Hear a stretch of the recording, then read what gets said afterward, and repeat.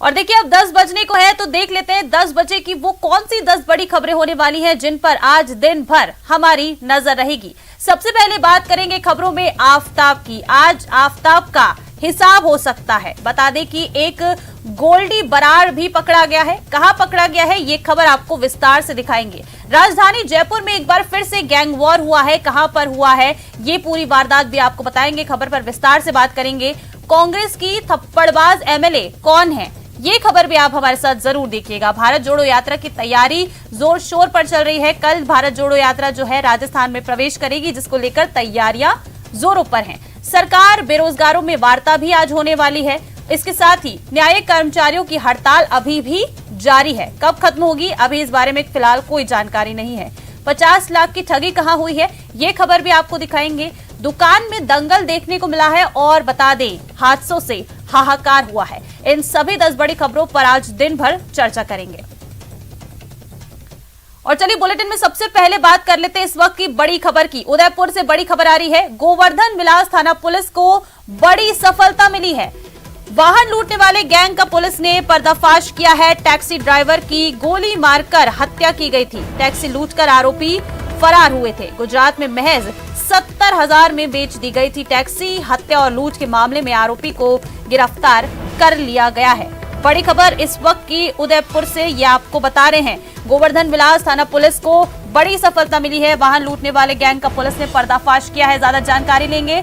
सहयोगी Kapil Shrimali phone line पर हमारे साथ जुड़ गए हैं। कपिल, क्या कुछ जानकारी है? पुलिस को बड़ी सफलता मिली है, एक बड़े गैंग का पुलिस ने पर्दाफाश किया है।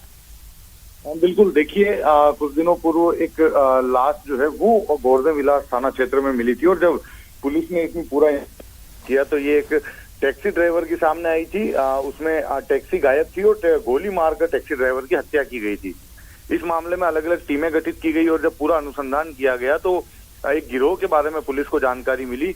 उस गिरोह के कुछ सदस्यों को पुलिस ने डिटेन कर लिया है। अब से कुछ देर बाद में उनकी गिरफ्तारी की जाएगी और प्राथमिक जानकारी के अनुसार ये जो गिरोह है ये टैक्सी जो वाहन है उन्हें लूटने का काम करता है और इसी वाहन लूट के चक्कर में इस ड्राइवर हाफिज नाम के ड्राइवर की इन लोगों ने हत्या की थी। इस टैक्सी को लूट कर ये गुजरात ले गए। वहां पर महज 70,000 रुपए में टैक्सी को बेच दिया गया और इसके अलावा इसके कुछ जो पार्ट्स थे वो निकालकर दूसरी गाड़ियों में फिक्स कर दिए गए। तो अब पुलिस ने इन्हें जो है डिटेन कर लिया है। कुछ देर में गिरफ्तार करेंगे और प्रेस कॉन्फ्रेंस कर पूरे मामले का खुलासा करेंगे। कपिल, जिस तरह से आप बता रहे हैं कि थोड़ी देर में इनकी गिरफ्तारी होगी और प्रेस कॉन्फ्रेंस भी होगी, तो कब तक, कितना समय लगेगा इस पूरे खुलासे में? कब तक इनकी गिरफ्तारी हो जाएगी? प्रेस कॉन्फ्रेंस कब करेगी पुलिस? कुछ जानकारी? हाँ, देखिए कुछ ही समय में प्रेस कॉन्फ्रेंस होने वाली है। प्रेस कॉन्फ्रेंस के बाद में स्थिति और ज्यादा स्पष्ट हो जाएगी कि किन किन लोगों को गिरफ्तार किया है, क्योंकि प्राथमिक जानकारी के अनुसार ये जो लोग जिन्हें डिटेन किया गया है ये इसी तरह का आरोप करते हैं। ये लोग वाहन लूटते हैं और लूटने में यदि कोई इनके बीच में बाधक बनता है तो ये उसकी हत्या कर देते हैं। हाफिज नाम का जो ड्राइवर था इसकी भी इसी तरह से निर्मम तरीके से हत्या की गई। उसके बाद जंगलों में इसके शव को फेंक दिया था और यहाँ से ये लोग अंदर के रास्तों से होते हुए जो लूटी हुई टैक्सी थी उसे लेकर गुजरात चले गए थे। बिल्कुल, चलिए कपिल, अब देखना होगा पुलिस क्या कुछ खुलासा करती है। प्रेस कॉन्फ्रेंस के दौरान अपडेट्स आपसे लेते रहेंगे। फिलहाल आपका शुक्रिया। और देखिए जयपुर में डूंगरपुर के टीटी खिलाड़ी की मौत का पूरा मामला है। इसमें अपडेट आपको बता दें, शव लेकर सागवाड़ा एसडीएम ऑफिस पहुंचे हैं परिजन। सागवाड़ा एसडीएम ऑफिस के बाहर ये जो परिजन है अब धरने पर बैठ गए हैं। इसके साथ ही इनकी दोषियों के खिलाफ कार्रवाई करने की ये जो परिजन है मांग कर रहे हैं। साथ ही आर्थिक सहायता और सरकारी नौकरी की भी मांग की जा रही है। पूरा मामला बताते हैं कि 30 नवंबर को ट्रेन की चपेट में आने से जो टीटी है उनकी मौत हो गई थी। भिलूड़ा गांव की रहने वाला था रौनक दर्जी। जयपुर से बड़ी खबर है। डूंगरपुर के टीटी खिलाड़ी की मौत का पूरा मामला है, जिसमें अपडेट यह है कि शव लेकर सागवाड़ा एसडीएम पहुंच गए हैं परिजन और धरना दिया जा रहा है। ज्यादा जानकारी लेंगे। सहयोगी जयेश हमारे साथ फोन लाइन पर जुड़ गए हैं। जयेश, क्या कुछ जानकारी है? टीटी के जो अब परिजन है शव लेकर बाहर बैठ गए हैं एसडीएम ऑफिस के, धरना दिया जा रहा है। प्रियंका, डूंगरपुर जिले से अंडर 14 जो टेबल टेनिस प्रतियोगिता है उसकी जिला स्तरीय टीम पिछले दिनों जयपुर में राज्य स्तरीय प्रतियोगिता में भाग लेने के लिए गई थी। कुल 10 अंडर 14 खिलाड़ी, टीटी खिलाड़ी जयपुर गए थे प्रतियोगिता में भाग लेने। उनके साथ में सरकारी शिक्षकों का एक दल भी था। 30 नवंबर की शाम को जब ये जो टीटी खिलाड़ी अंडर 14 12 वर्षीय रौनक दर्जी जो है डूंगरपुर जिले के भिलोड़ा गांव का रहने वाला है, वो अपने शिक्षकों के साथ में जो जिस स्कूल में प्रतियोगिता आयोजित हो रही थी वहां से खेल खेल करके वापस अपने निवास स्थान जहां पर वो ठहरे हुए थे वहां जा रहे थे। इस दौरान रास्ते में एक रेलवे फाटक क्रॉस करते समय जो है वो किट्टी खिलाड़ी रौनक दर्जी की मौत हो गई थी। इसके बाद में जो डूंगरपुर से परिजन जयपुर पहुंचे थे और वहां से पोस्टमार्टम की कार्रवाई करवाने के बाद में आज शव लेकर डूंगरपुर पहुंचे हैं। और परिजन जैसे ही शव लेकर डूंगरपुर पहुंचे वो घर नहीं जाकर सीधे सांगवाड़ा एसडीएम कार्यालय गए और इसके साथ में हजारों की संख्या में दर्जी समाज के लोग भी वहां पर पहुंच गए। जो परिजनों ने वो शव एम्बुलेंस में रखा है और एम्बुलेंस को एसडीएम कार्यालय के बाहर खड़ा कर दिया है। अब आक्रोशित दर्जी समाज के जो लोग हैं और परिजन हैं वो जो दोषी शिक्षक है, जो शिक्षक जो साथ में गए थे जिनकी जिम्मेदारी थी बालकों की सुरक्षा की, उनके खिलाफ जो दोषी है उनके खिलाफ कड़ी कार्रवाई की मांग कर रहे हैं। साथ ही पीड़ित परिवार को आर्थिक सहायता और सरकारी एक परिवार के एक सदस्य को सरकारी नौकरी की भी मांग कर रहे हैं। फिलहाल जो है वो पिछले करीब 1.5 घंटे से प्रदर्शन जारी है। जो एसडीएम मणिलाल तिरगर है वो भी मौके पर पहुंचे हैं, पुलिस का जाब्ता भी मौके पर पहुंचा है। लगातार समझाइश के प्रयास जारी है, लेकिन परिजन पक्की कार्रवाई, दोषियों के खिलाफ पक्की कार्रवाई और उनकी जो मुआवजे की और सरकारी नौकरी की जो मांग है उस पर पक्का आश्वासन मिलने के बाद ही वहां से हटने की बात कर रहे हैं। बिल्कुल जयेश, देखिए हम हमारे दर्शकों को एक्सक्लूसिव तस्वीरें भी दिखा रहे हैं न्यूज 18 राजस्थान पर। बड़ी संख्या में जो परिजन हैं, जो समाज के लोग हैं, वो एसडीएम ऑफिस के बाहर मौजूद है। धरना लगातार दिया जा रहा है। सवाल ये है कि क्या अभी तक जिस तरह से आप बता रहे हैं कि पिछले 1.5 घंटे से ये लोग यहाँ पर बैठे हुए हैं, क्या इस और अभी तक प्रशासन का कोई अधिकारी यहाँ पहुंचा है, समझाइश का प्रयास किया जा रहा है? और अगर पहुंचे हैं तो कब तक ये अपना धरना ऐसे ही जारी रखेंगे?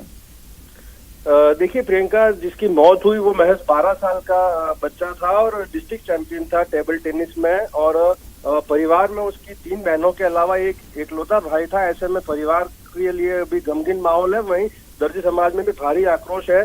फिलहाल मौके पर जो है मणिलाल तिरगर एसडीएम है सांगवाड़ा के, वो पहुंचे हैं, परिजनों से समझाइश कर रहे हैं। वहीं पुलिस के अधिकारी भी मौके पर मौजूद है। समझाइश के प्रयास लगातार जारी है, लेकिन परिजन और दर्जी समाज के आक्रोशित लोग मौके पर अड़े हुए हैं और अपनी मांगों के पूरा होने तक शव को हटाने से इनकार कर रहे हैं। अब देखना होगा कि परिजन कब मानते हैं या उन्हें सरकार की ओर से क्या आश्वासन दिया जाता है। प्रियंका, ठीक है जयेश, आपसे अपडेट्स लेते रहेंगे पूरे मामले पर। फिलहाल आपका शुक्रिया।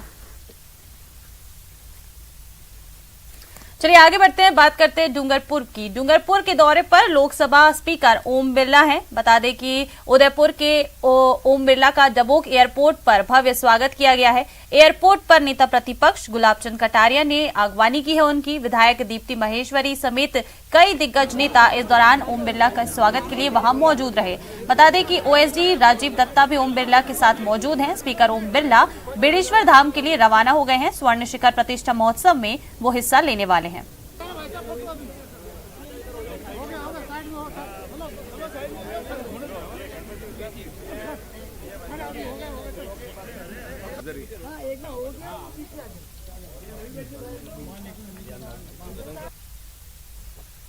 और चलिए इस बीच ही राजधानी जयपुर से एक बड़ी खबर है। न्यायिक कर्मचारी संगठनों का सामूहिक अवकाश अभी भी जारी है। प्रदेश भर में बता दें कि आज अधीनस्थ अदालतों में कामकाज बंद है। मांगों पर लिखित आदेश नहीं आने तक ये आंदोलन जारी रहेगा। न्यायिक कर्मचारियों का ये कहना है कि जब तक उन्हें लिखित में आदेश नहीं दिया जाता है, उनकी मांगों पर लिखित आदेश नहीं मिल जाता है, तब तक ये आंदोलन जारी रहेगा। बता दें कि 1200 से ज्यादा अधीनस्थ अदालतों में कामकाज ठप है। जिस तरह से सामूहिक अवकाश जारी है उस तरह उसको देखते हुए 1200 से ज्यादा अधीनस्थ अदालतों में कामकाज फिलहाल ठप है। 17,400 से ज्यादा न्यायिक कर्मचारी जो है वो बता दें कि कार्य बहिष्कार कर रहे हैं। 8 सूत्री मांगों को लेकर बता दें कि ये कार्य बहिष्कार किया जा रहा है। राजस्थान न्यायिक कर्मचारी संघ के आह्वान पर ये बड़ा आंदोलन किया जा रहा है। बड़ी खबर, बता दें कि न्यायिक कर्मचारी संगठनों का सामूहिक अवकाश अभी भी जारी है। अपनी मांगों को लेकर ये जो न्यायिक कर्मचारी हैं ये कार्य बहिष्कार कर रहे हैं।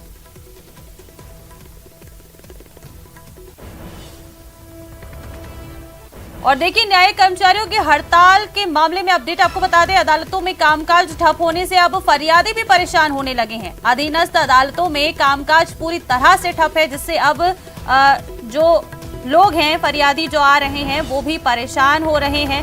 और बता दें कि प्रतिदिन 1 लाख से ज्यादा केसों की सुनवाई जो है वो प्रभावित हो रही है। इस पूरी हड़ताल से अधिकांश वकीलों का कामकाज भी प्रभावित हो रहा है। नोटरी, पब्लिक सहित अन्य पर भी इसका असर पड़ रहा है इस हड़ताल का। हड़ताल को लेकर न्यायिक प्रशासन ने अभी तक कोई वैकल्पिक व्यवस्था नहीं की है, जिससे कि जो फरियादी आ रहे हैं वो परेशान हो रहे हैं। ज्यादा जानकारी लेंगे, सहयोगी राकेश शर्मा फोन लाइन पर जुड़ गए हैं। राकेश, क्या कुछ जानकारी इस हड़ताल को लेकर, कब तक इसी तरह से जारी रहेगी? अपनी मांगों को लेकर न्यायिक कर्मचारी जो हैं बीते कुछ दिनों से देखिए लगातार हड़ताल पर हैं, कब तक जारी रहेगी हड़ताल?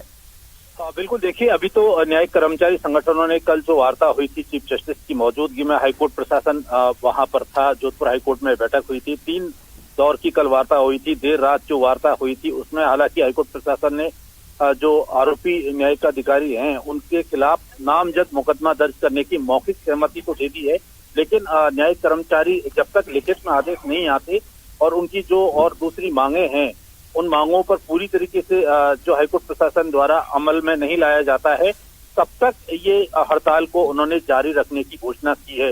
इस मामले को लेकर के आज जयपुर में एक उच्च स्तरीय न्यायिक कर्मचारी संगठनों की बैठक बुलाई है। इस बैठक में प्रांतीय पदाधिकारियों के साथ साथ जिला जो अध्यक्ष हैं, पदाधिकारी हैं, वो भी शामिल होंगे।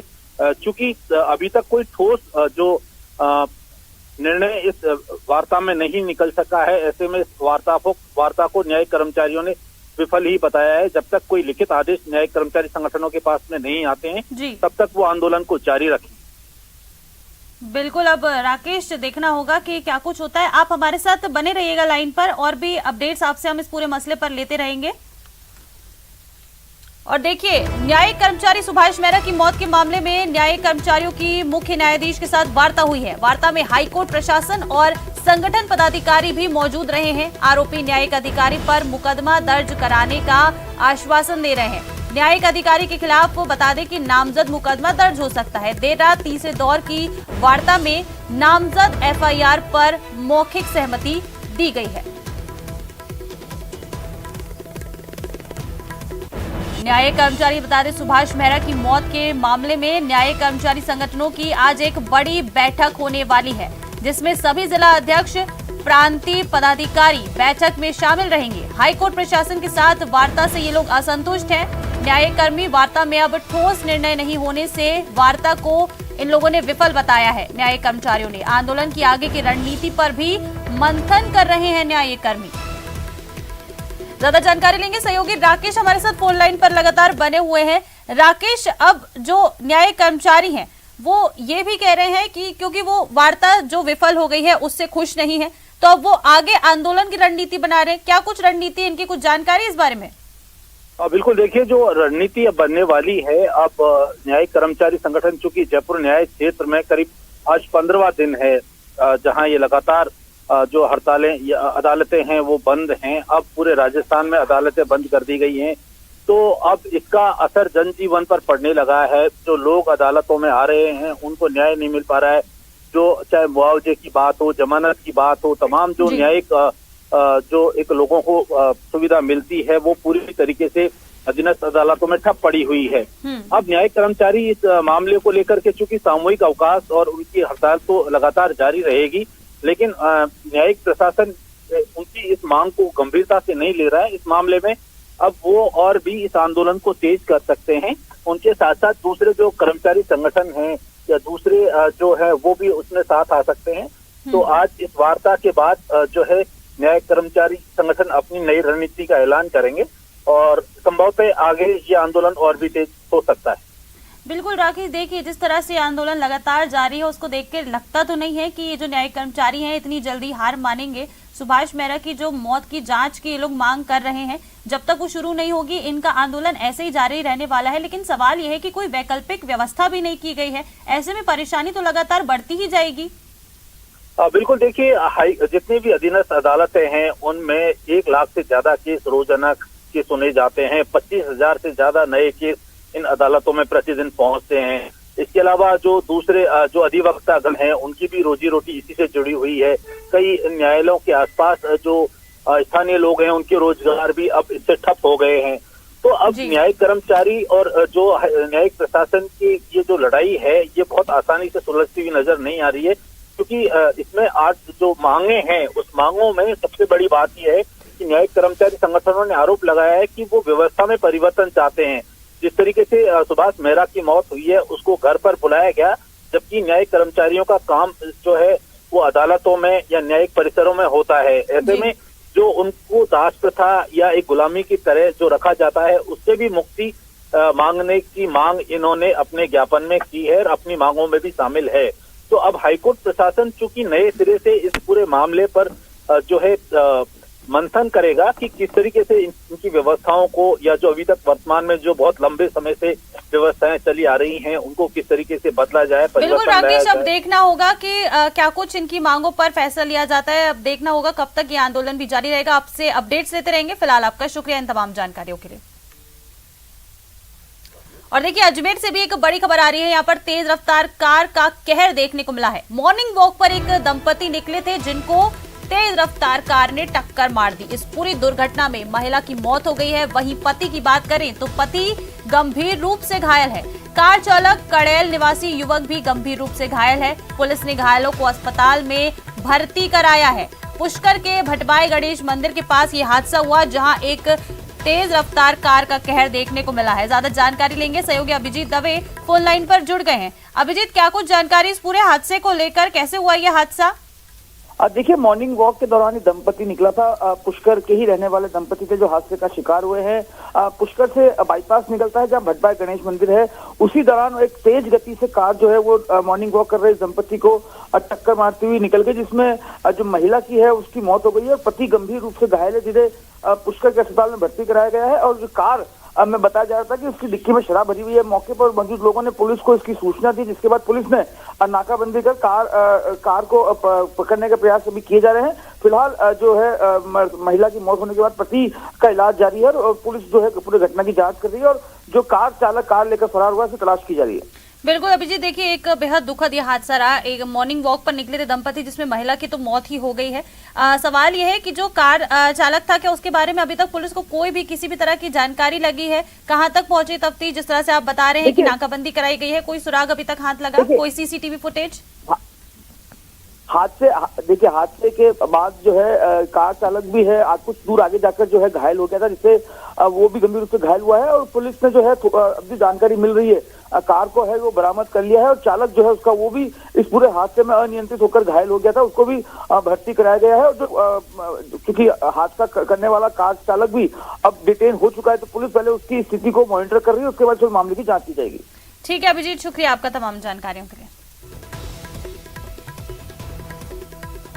और देखिए, बीकानेर के लूणकरणसर से भी बड़ी खबर है। ग्रामीणों ने सरकारी स्कूल में वापस एक बार ताला लगा दिया है। शिक्षकों के रिक्त पदों को लेकर यहां पर एक स्कूल में वापस से लोगों का आक्रोश देखने को मिला है और यहां अब ताला लगाकर नाराजगी जताई जा रही है। बता दें कि इसके पहले भी ग्रामीण नाराजगी जता चुके हैं। आश्वासन के बाद भी यहां पर जो रिक्त पद हैं शिक्षकों के, वो नहीं भरे गए हैं, जिसके बाद अब एक बार फिर से ग्रामीण जो है वो प्रदर्शन पर उतर आए हैं। और देखिए, आपको तस्वीरें भी आप देख सकते हैं टीवी स्क्रीन पर कि किस तरह से जो स्कूल के बाहर है तालाबंदी कर विरोध प्रदर्शन करके नाराजगी जताई जा रही है। ज्यादा जानकारी लेंगे, सहयोगी विक्रम जागरवाल फोन लाइन पर जुड़ गए हैं। विक्रम, एक बार फिर से स्कूल में तालाबंदी देखने को मिल रही है। रिक्त पदों पर भर्ती को लेकर ही ये तालाबंदी की गई है। क्या कुछ जानकारी इस बारे में, क्यों नहीं भरे जा रहे हैं रिक्त पद?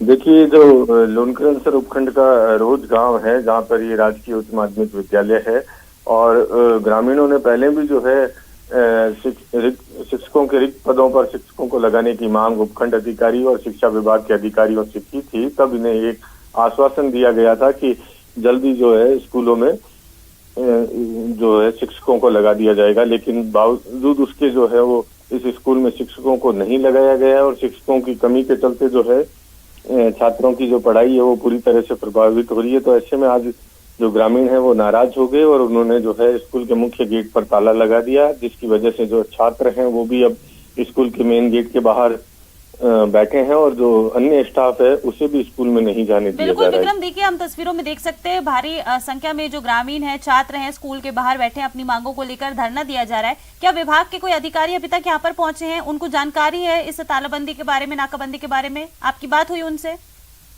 जी, विभाग के अधिकारियों से भी बात नहीं हो पाई है, लेकिन अब क्योंकि स्कूल पर तालाबंदी हुई है तो निश्चित रूप से जो स्टाफ है वो भी उच्च अधिकारियों को सूचना देगा और इसके बाद जो है वो ब्लॉक शिक्षा अधिकारी जो है उन तक ये बात पहुंचाई जाएगी और ब्लॉक शिक्षा अधिकारी अब इस पर ग्रामीणों को किस तरह से मनाते हैं उसी पर ये जो पूरी बात टिकी हुई है, लेकिन ग्रामीणों की सिर्फ एक ही मांग है कि जल्द से जल्द जो है स्कूल में शिक्षकों के रिक्त पदों को भरा जाए, क्योंकि अगर शिक्षक ही नहीं होंगे तो फिर बच्चे जो हैं किस तरह से तैयारी करेंगे। बिल्कुल, सवाल तो यही है कि इस तरह से अगर रिक्त पदों पर भर्ती नहीं की जाएगी, शिक्षक नहीं होंगे तो बच्चों के भविष्य का क्या होगा। शुक्रिया आपका विक्रम तमाम जानकारियों के लिए।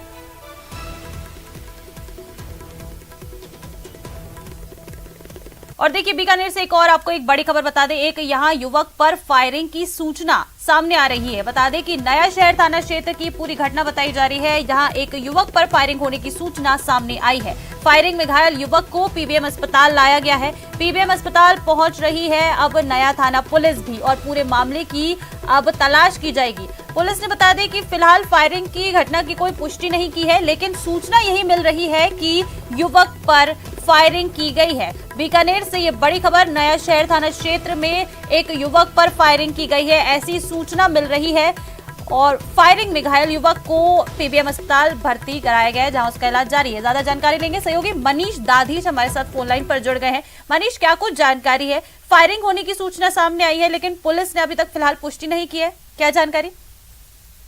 जी बताना चाहूंगा, बीकानेर का जो नया शहर थाना क्षेत्र है, यहाँ पर फायरिंग की जानकारी मिली है। दरअसल एक युवक है जो शादी से लौट रहा था। शादी समारोह से लौटते वक्त इस युवक को कुछ अज्ञात लोगों ने रोक लिया और इसकी गाड़ी में भी तोड़फोड़ करने की जानकारी मिली है। वहीं पर इस पर फायर करने की भी सूचना जो है अभी तक सामने आई है। हालांकि पुलिस की ओर से अभी तक इसकी कोई पुष्टि नहीं की गई कि फायरिंग की गई है, लेकिन जो युवक है उसका पीबीएम अस्पताल में इलाज जारी है। उसके पैर में भी चोट के निशान लगे हुए हैं और वहीं जो उसकी गाड़ी है वो क्षतिग्रस्त है। लेकिन हाल फिलहाल जो परिजन है, ये परिजनों ने किसी भी तरह से कोई सूचना भी पुलिस को नहीं दी थी, लेकिन जो पीबीएम अस्पताल प्रशासन है उसकी ओर से पुलिस को सूचना दी गई, जिसके बाद में मौके पर अभी नया शहर थाना पुलिस अधिकारी पहुंचे हैं। वहां पर वो मालूमात कर रहे हैं, तफ्तीश कर रहे हैं आखिर में फायरिंग की घटना में कितनी सत्यता है, घटना हुई भी थी या नहीं हुई थी। लेकिन बता दूं, बीकानेर में आए दिन अपराधियों के हौसले जो है काफी बुलंद हो रखे हैं।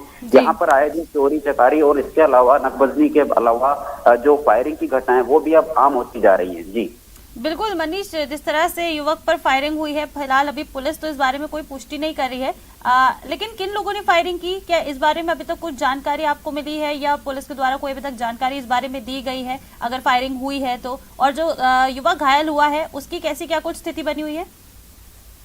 देखिए, जो युवक है इसके पैर में चोट लगी है, मतलब जो छर्रे थे उसके लगने के इसके पैरों पर निशान है। लेकिन जो पुलिस है वो अभी पूरे मामले की तफ्तीश में जुटी है, जांच कर रही है। वहीं पर जो परिजन है उनकी ओर से किसी भी तरह का कोई अभी तक मामला भी दर्ज नहीं करवाया गया है पुलिस में। और जो युवक हैं वो जो हमलावर थे उनको अज्ञात बता रहे हैं, यानी उसको नाम तक नहीं पता।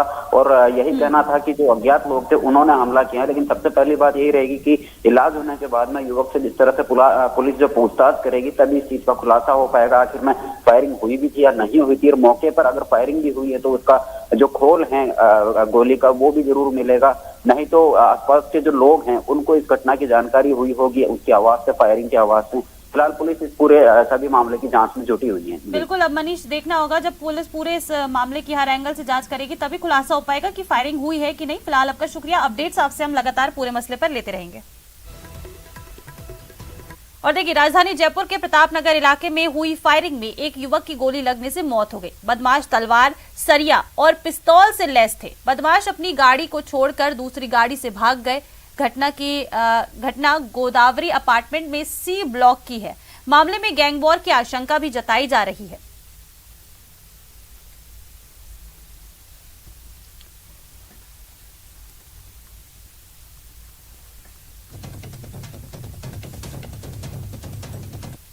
वो गोदावरी अपार्टमेंट में वहाँ चाय पी रहा था। कुछ लोगों ने आके उसकी गाड़ी पे टक्कर मारी। टक्कर मारने के बाद वो गोदावरी अपार्टमेंट की तरफ भागा जी। तो पीछे से 4-5 लोग थे जिन्होंने पीछा करके उसे पीछे से गोली मार दी। कितनी गोली मारी है सर? 2 गोली जी। हाँ, वो वहीं ढेर हो गया। उसके बाद उसको जीवन रेखा हॉस्पिटल, उसके बाद SMS जमा उसको मरते कोशिश कर दिया। सर वारदात के वक्त अकेला था या कोई और भी साथ में? नहीं, साथ थे। कौन? एक दो उसके दोस्त रिश्तेदार साथ थे। हत्या की वजह से सामने आई है सर अभी तक? आपस में रंजिश। नामजद हुए वो मिल जाए? हाँ, जाने कल जल्दी ट्रेस आउट करके पकड़ ली जाएगी। राजधानी जयपुर के प्रताप नगर इलाके में अज्ञात बदमाशों ने एक युवक की गोली मारकर हत्या कर दी। हत्या की यह वारदात प्रताप नगर इलाके में सेक्टर 29 में गोदावरी अपार्टमेंट के सी ब्लॉक में हुई, जहां पर महेंद्र मीणा नाम का युवक अपने रिश्तेदारों के साथ में चाय की थड़ी पर चाय पी रहा था और वहीं थार जीप में आए बदमाशों ने अचानक से उनके ऊपर हमला कर दिया, जिसके बाद महेंद्र मीणा, उसका साला संदीप और 2-3 अन्य साथी वहां से भाग कर निकले और बदमाशों ने सबसे पहले महेंद्र मीणा का पीछा किया, उसे गोली मार दी। करीब 100 मीटर तक अपनी जान बचाकर भागे महेंद्र मीणा के। गोली लगने के बाद आप देख सकते हैं यहाँ पर जो ये निशान है, खून के निशान है, यहीं पर महेंद्र मीणा की सबसे पहले फायरिंग की गई, उसकी पीठ में गोली मारी गई, जिसके बाद बदमाशों ने धारदार हथियार से महेंद्र मीणा के ऊपर जानलेवा हमला कर दिया, जिसमें महेंद्र मीणा गंभीर घायल हो गया और महेंद्र की उपचार के दौरान एसएमएस हॉस्पिटल में मौत हो गई। हम आपको दिखा रहे हैं ये जगह जहां पर गोदावरी अपार्टमेंट का सी ब्लॉक है, यहीं से करीब 100 मीटर की दूरी पर महेंद्र मीणा आज देर शाम को अपने परिवार के, अपने रिश्तेदारों के साथ, अपने साले संदीप और अन्य लोगों के साथ में चाय पी रहा था। सबसे पहले थार जीप में हथियार बंद बदमाश वहां पर पहुंचते हैं। पहुंचने के बाद में बदमाशों ने महेंद्र मीणा की गाड़ी की टक्कर मारी, जिसके बाद में जब बदमाशों का हमला होते हुए देखा तब महेंद्र मीणा अपने परिवार के लोगों के साथ वहां से भाग निकला, अपने साथियों के साथ भागा, लेकिन महेंद्र मीणा अपनी जान को बचा नहीं पाया। आखिरकार बदमाशों ने उसे धर दबोचा और उसके बाद फायरिंग की और ताबड़तोड़ हथियारों से वार करने के बाद में बदमाश वहां से भाग निकले। तो फिलहाल पुलिस ने कुछ आरोपियों को नामजद किया गया है।